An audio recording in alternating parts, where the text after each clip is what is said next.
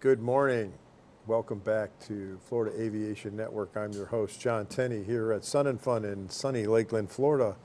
We have a very special guest today. Jolie Lucas is with me today, and she does a lot of interesting stuff. You're going to come away with some takeaways from this one. Jolie, I'm going to let you explain what you do because it's so unique and so, I think, going to be very helpful to all the pilots here. So, Jolie, thank you for joining us. Thank you for having me. Explain a little bit about what you do and where you came from. Happy to do so. Happy to do so. Well, I really appreciate the opportunity to talk about what I do for a living and my love of aviation. So thank you to the Florida Aviation Network. Again, my name is Jolie Lucas, and I'm a licensed psychotherapist, a commercial pilot, and also a Mooney owner, and I live in the Central Coast of California. And what I've tried to do with my flight and my psychotherapy practice is combine my understanding of the psychology of life that applies to all of us with the psychology of flight. So I teach safety seminars across the country, do quite a bit of national speaking, and then have some standalone weekend conferences that I will be happy to tell you about. And also, just in January, started a live video series called On Second Thought. Part of my work with counseling clients is to try to help them understand that it's fine to have a reaction to something, but what we want to be able to do is take that reaction, which comes into the lower part of our brain that we share with our dog, our cats, our horse, and pause enough to have some reflection and take it to the high part of our brain that we don't share with our beloved dogs and cats. And so when we're able to take it to the high brain, then we're able to see the different alternatives we have. So that's why I named the podcast, live video series and podcast. Oh, right, yeah, we're not using the P word. We're not supposed to say the podcast word. It's a VCast, right? Right. But really, it does turn into a podcast, yes. So you can get it on Spotify and all the places you get podcasts. The second Wednesday? It is. It's the second Wednesday of the month, and we start at 7 Central. You would go to onsecondthought.me. You can see our entire curriculum or presentation series for the whole year. And we are just coming up on episode 5 that will be coming up next month. And so what we're doing is focusing 100% on human factors. So as a psychotherapist for these 30-some years, and I can commit people in California and Oregon, so you're kind of lucky that you're here in Florida, right, if anybody's having a rough go. But to really build on the psychology. We can't let you walk around. No, I know. It's like X-ray vision. We started off with how humans pay attention. And you think... I'm sorry, what? No, I'm joking. What are you saying? What's your name again? Is it Jolene? That's just my age. But how we pay attention was episode 1. And it's the brain science of how we pay attention. And also, then we take studies that are, have been published, and then we give folks takeaways. So how can I pay better attention? Second episode was about decision making. And so our audience is pilots, right-seaters, non-pilots, mechanics, and air traffic controllers. So we have a very wide audience. And so I'm really excited about On Second Thought. That's, I've been sponsored by Avemco, and we know that safety is our number one thing. Well, I like that group you've got. You've got the people that really need to be good at decision making, the pilots, the right-seaters, the mechanics, and the air traffic controllers. So that's a good group. You would want your mechanic working on your airplane. For me, it's a Mooney. I don't know if you I won't tell my Mooney jokes, but did you get the tail fixed? It's the only tail that's on correctly, by the way. We have our secret Mooney sign. It's so sad. Yeah, but we want to be able to pay attention. We want to be able to make better decisions. So I just encourage anybody listening that's curious about it to go to onsecondthought.me. You can see our archives, and then as well you can take the quiz and get wings credit. For mechanics and IAs, they get credit for their continuing education for their certifications. And JolieLucas.com too, right? Jolie Lucas is my personal website for Jolie Lucas Aviation, which has Right Seat Ready, Pilot Plus One, which we'll talk about. If somebody wants to watch On Second Thought, it's onsecondthought.me. Okay, but we can get there from, and it's Jolie like Angelina Jolie with the Jolie, and pronounce it that way too, because she doesn't like That's it if you right. don't pronounce it that way. I just don't like Jolly. She's not Jolly, she's not Jolene like the Dolly Parton song, which we I were know, laughing it's a great about. song, but it's not me. So we need a Jolie song. So if there's any, a musicians licensed out there. psychotherapist, I want to ask you about that. Yes. In California, is that a doctor? I have a master's degree in social work, and then I'm a licensed clinical social worker in Oregon and in California. And so, But this is not, you're not a psychologist, you're a psychotherapist. You're actually like getting Correct. into the actual medical part of the brain, right? well, and I decided to processes. focus on that because sometimes with therapy, I don't want to get in trouble here, but I really like, We're not in I California. like things that are based in science. Okay. And sometimes you hear things that are kind of wooey, like that just make you want to feel good. And so I try to combine what the science says about your brain. We all have a 2-pound meatloaf between our ears. And I love this one already. and you know, yours is 10% larger, your brain, than mine. But I like to Fat head. combine, you know, what's really happening in research and science with what I know after 3 decades of listening to people. I know, I like the way you said wooey wooey. We're not getting into frilly flowery stuff. You're getting into No. actual chemical processes But- and what's going on But you in know the what's brain, interesting right? about WUI is, and research proves this, is we don't use our gut enough, our intuition. Oh. So if we have a sense that something doesn't feel right about the flight, you know, or getting ready and pre-flighting, and I don't trust my gut, we get into problems. So our body, oftentimes precognition, our body is telling us something. I don't know if you've ever, you know, walked into a room and you feel, you know, kind of the energy of the people that are in there. Well, Read that's our the body. temperature, reading the room. Right, and there might be somebody that's a little off or the energy's aggressive or something. And we need to be able to trust our guts, pause, reflect, take it up to the front part of our brain, and then respond accordingly.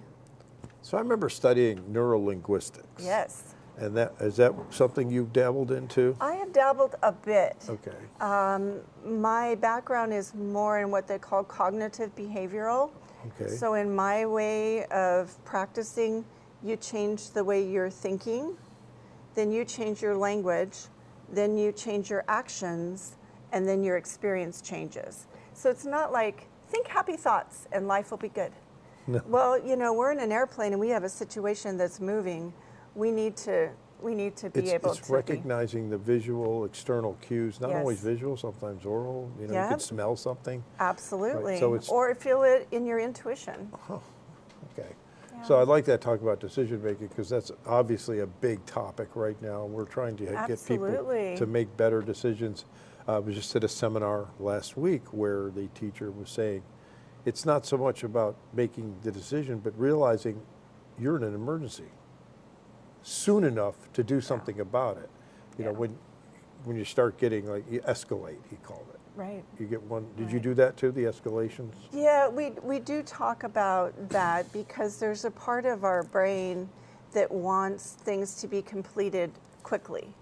We want to close circles. We want to make a decision. And those snap decisions oftentimes are not good because, again, it's that lower part of the brain that has fight, flight, and freeze.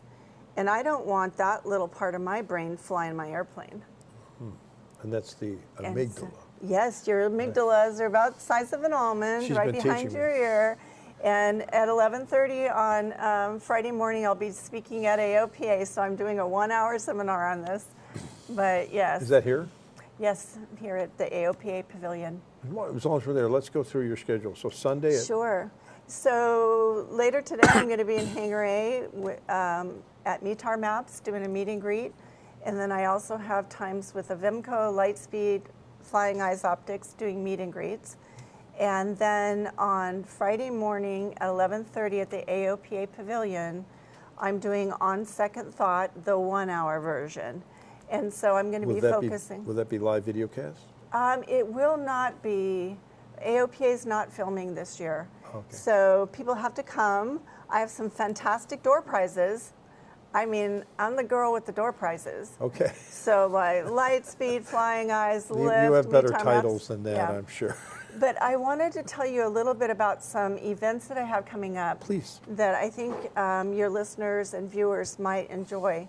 So May 29th and 30th, I'll be at the Pilot Proficiency Center at EAA Oshkosh.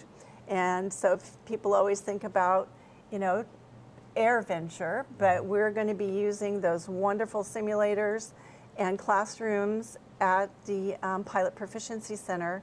That's a Pilot Plus One seminar that has a left seat pilot track and right seat ready, which is my companion seminar. And so I say we have me, thee, and we. So there's pilot seminars, there's right seat ready, and then we have some we's. So if you have a right seater that's not a pilot, you can come and enjoy the weekend. We have fabulous wings credit seminars, social activities, and then everybody gets time in the Redbird simulator. So we're actually able to find out what they're nervous about, if it's a right seater, or what the left seater wants to do, and you get time in the simulator. So you're The we, teaching them how to work together? Well, actually, it is things that are of interest to both the left and the non-pilot. So it might be fun places to fly in your region. When you get there, what can you enjoy at that destination? Then we'll be in St. Louis area, June 12th and 13th. It's a little airport called Creve Coeur. And so we're doing Pilot Plus One, which again is for left seaters and right seaters. And then you can just do one. If I know I have a right seater that's coming to Oshkosh without her left seater. And then in October in San Luis Obispo, California, it is straight right seat ready, so it's all the right seat track. And again, it's combining the psychology of us humans and how I can coordinate if I'm a non-pilot companion. What can I do in case of emergency? But also, it really gets them enjoying flight more, being more observant. I've made 8 pilots out of some of my attendees, and aircraft owners. And I have to say that I get them in this Redbird simulator and doing some landings, and those folks are landing on the center line. Wow. I always used to tell when I was a simulator instructor for the airlines, I always tell them, I don't care how hard you land, just be on the center line. That's right. Yeah. My instructor used to say the center line's at 1 o'clock. I go, And he wasn't talking about time. Okay. And speaking of which, I want to go back to the we thing again. So Okay. you got people in the cockpit, and you are doing decision making. yes. So let's talk about how you say reading the room, and I know that I'm probably leading you into this, but how do you know if there's something going on? Like suppose the left seat and the right seat are not, In sync. what's the word I'm looking for? Gelling. Correct. So whether that's your husband, wife, girlfriend, boyfriend, or another pilot, Yeah. one thing that we know about the ability to pay attention is that we have to have a level of calmness. And so if I can calm myself, then you're more likely to be calm. Okay. But if I'm wound up, or if your right seater's wound up, It spreads. it's socially contagious.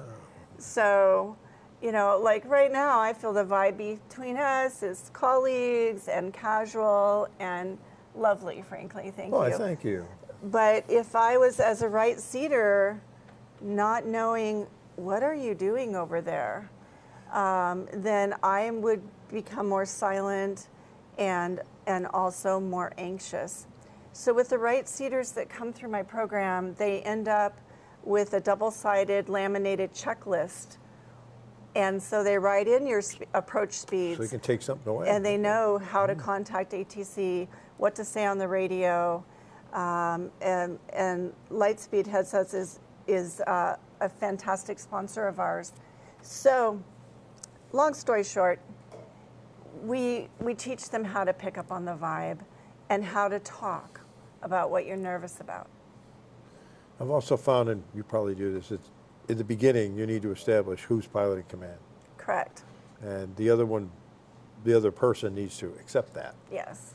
Because, you know, what they always say, the most dangerous flight is two instructors flying together.